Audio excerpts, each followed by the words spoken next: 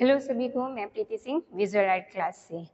अभी हम पढ़े थे आदिकाल। आदिकाल में हमने प्रकरण 1, प्रकरण 2, प्रकरण 3 और प्रकरण 4 के अंतर्गत कौन कौन सी रचनाएं आती है उसके बारे में देखा। हमने आपसे शुरुआत की, जब अपभ्रंश भाषा की शुरुआत की थी तभी हमने आपको बताया था कि आदिकाल को पढ़ने के लिए हमें भाषा की दृष्टि से और साहित्य की दृष्टि से, दोनों दृष्टि से पढ़ना है।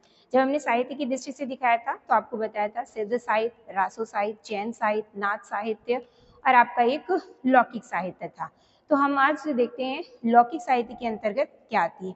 लौकिक साहित्य क्या होती है? जो लोक संवेदना से प्रेरित साहित्य होता है वो आपका लौकिक साहित्य होता है। यानी कि लोक जगत से, उनकी संवेदनाओं से जुड़ा हुआ, उपजा हुआ जो साहित्य माना जाता है वो आपका लोक साहित्य के अंतर्गत आता है। ये लोक जीवन से जुड़ा हुआ माना जाता है। लोक साहित्य अधिकतर जो मिले हैं वो वियोग श्रृंगार से प्रभावित रहे हैं। लौकिक साहित्य जो आपके मिले हैं वो आपके कैसे, वियोग श्रृंगार से प्रभावित रहे हैं। आचार्य रामचंद्र शुक्ल ने लौकिक साहित्य के अंतर्गत बताया कि ढोला मारूरा दूल्हा, ढोला मारू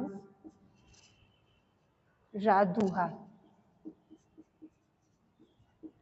ढोला मारू रादुहा एक रचना थी जिसका समय आपको बताया है 11वीं शताब्दी। इसका समय 11वीं शताब्दी माना है। 11वीं शताब्दी में रचित एक ये क्या है, एक प्रेम काव्य है। ये एक प्रेम काव्य है, ढोला मारूरा दूहा। और इसकी रचना ढोला मारूरा दूहा की जो मूल कवि हैं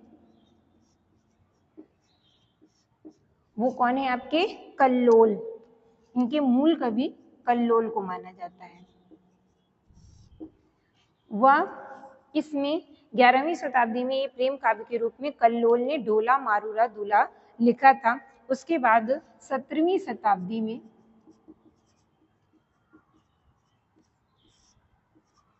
कुशल राय ने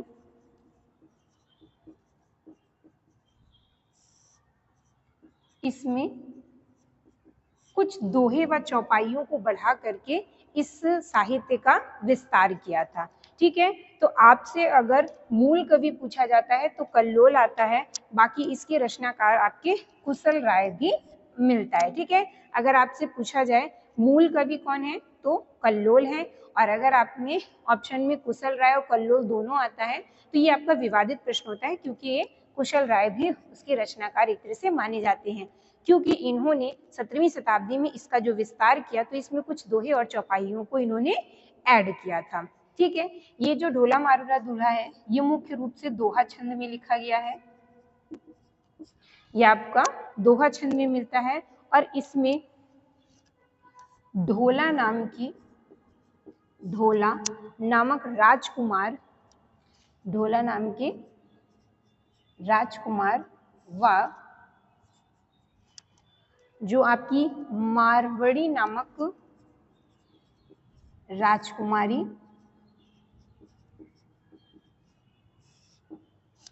का वर्णन देखने को मिलता है।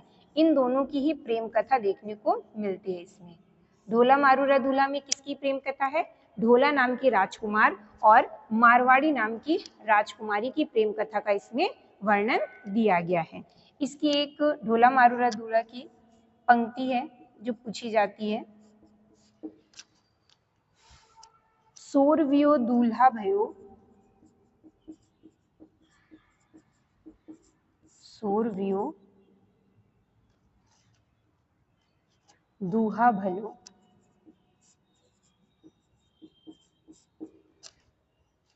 भली मरवड़ री बात।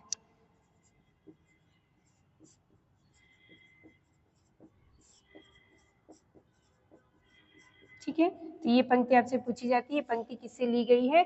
सोरवियो दूहा भलो, भली मरवड़ी री बात।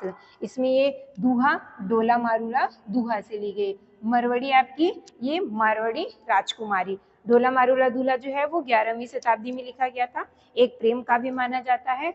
और किसने लिखा था? मूल कवि इसके कल्लोल माने जाते हैं, लेकिन 17वीं शताब्दी में इसमें जो आपके कुशल राय थे उन्होंने कुछ दोहा और चौपाइयों को जोड़ा था, जिसके कारण इनको कल्लोल और कुशल राय दोनों को इसके रचयिता माना जाता है। ये मूल रूप से आपका दोहा छंद में देखने को मिलता है। दूसरा है आपका बसंत विलास।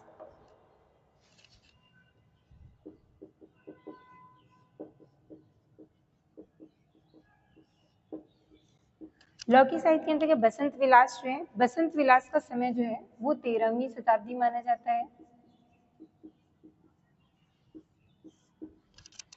बसंत विलास का संपादन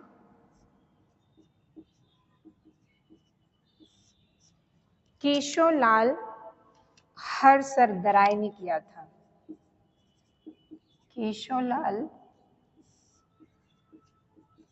हरसरदराय ने किया था, ठीक है, हर्षदराय ने किया था। बसंत विलास में 13वीं शताब्दी में आपको ये मिलने वाला है। इसमें 84 दोहे मिलते हैं। ये भी आपका दोहे छंद में लिखा हुआ ग्रंथ है। इसमें कितने मिलते हैं? 84 दोहे आपको देखने को मिलते हैं। ये क्या है? श्रृंगारिक काव्य है। ये आपका एक श्रृंगारिक काव्य है और इसमें बसंत और स्त्रियों पर उसके विलासपूर्ण प्रभाव का मनोहारी चित्रण किया गया है। बसंत विलास है तो बसंत ऋतु का वर्णन करते हुए बसंत और स्त्रियों पर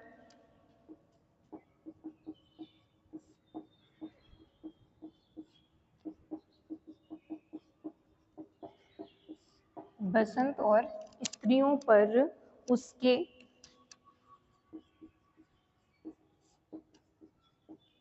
विलासपूर्ण प्रभाव का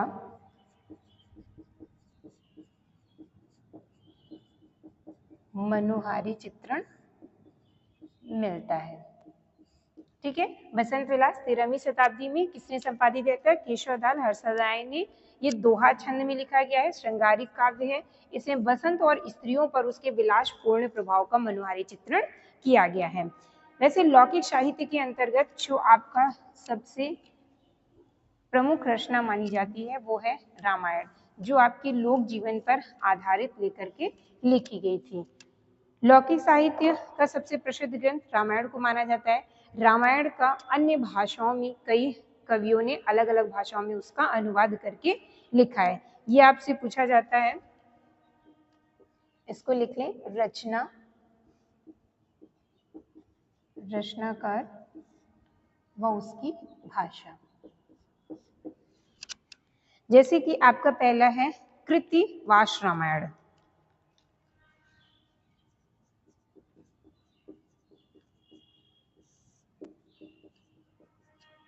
मूल रामायण जो है वो वाल्मीकि ने लिखी थी और किसने? संस्कृत भाषा में लिखी थी। जब उसका अनुवाद किया गया तो अन्य अन्य भाषाओं में किया, तो कृत्तिवास रामायण का रचनाकार कृत्तिवासी को माना जाता है।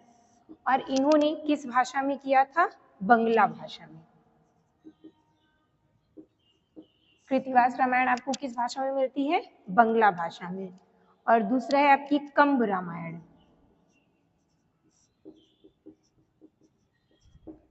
कंब रामायण किसने लिखी है? कंब ने लिखी है और ये आपका जो है वो तमिल भाषा में मिलती है। इसका अनुवाद आपकी तमिल भाषा में किया गया है। तीसरा है रंग रामायण। रंग रामायण जो है उसके रचनाकार रंग मुनि हैं और इन्होंने जो भाषा में लिखा था वो तेलुगु भाषा में लिखा था। किस भाषा में अनुवाद किया था? तेलुगु भाषा में किया था। आपकी और एक मिलती है भास्कर रामायण।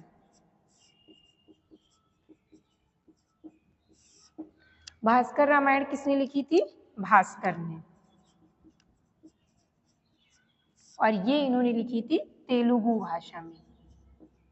भास्कर रामायण आपकी किस भाषा में मिलती है? तेलुगु भाषा में। भावार्थ रामायण,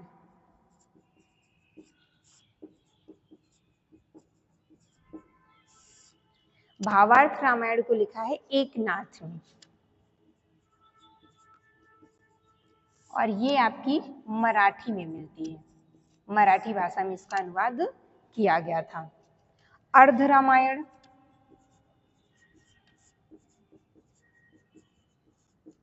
अर्ध रामायण नाम से किसने लिखा है? गिरिधर स्वामी ने, गिरिधर स्वामी ने। ये भी आपकी मराठी भाषा में मिलती है। इसके अलावा आपकी जो गीति रामायण है, इसके रचनाकार नहीं मिलते हैं। गीति रामायण जो है वो आपकी असमिया भाषा में लिखी गई है। ठीक है, ये जो आपके लौकिक साहित्य का सबसे प्रसिद्ध ग्रंथ जो है वो रामायण को माना जाता है। रामायण के जो मूल रचना है वो वाल्मीकि ने की थी, और किस भाषा में? संस्कृत भाषा में की थी। उसके अलावा आपकी कृतिवास रामायण, कृतिवासी ने बंगला भाषा में मिलती है। कंब रामायण आपका तमिल भाषा में, रंग रामायण तेलुगु में, भास्कर रामायण तेलुगु भाषा में, भावार्थ रामायण की रचना एकनाथ ने की थी, वो भी मराठी भाषा में मिलती है। अर्ध रामायण गिरिधर स्वामी मराठी में लिखते हैं। गीति रामायण आपकी असमिया भाषा में देखने को मिलती है। ये इससे आज से आपका आदिकाल समाप्त होता है। अगली की क्लास में हम भक्ति काल शुरू करेंगे।